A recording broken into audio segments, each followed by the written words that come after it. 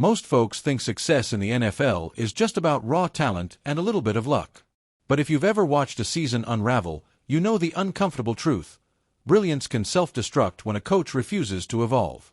For years, fans were fed the same tired storylines, fancy titles, recycled schemes, and the stubborn belief that flashy stats would eventually lead to lasting results. But first, if you like to stay up to date on all things Washington Commanders, make sure to hit that like button, subscribe, and turn on notifications. But what if the real path forward wasn't about doubling down on old habits?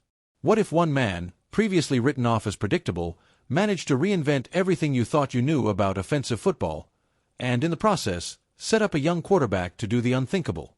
Hold that thought, because it's about to get interesting.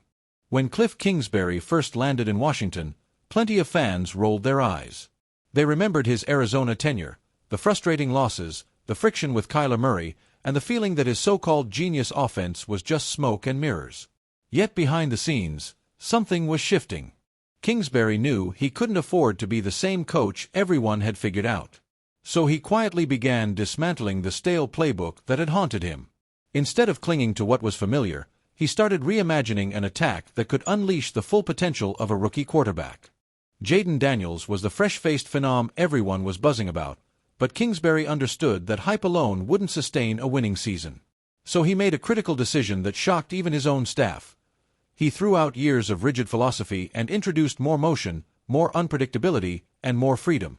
It was the opposite of what critics expected from him. Gone were the days of stationary formations and telegraph screens. Suddenly, defenses were chasing shadows, and Daniels was thriving in a system built to exploit every inch of daylight.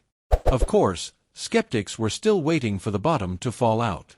They remembered how Kyler Murray's development sputtered in Arizona, and they assumed Daniels would hit a similar wall.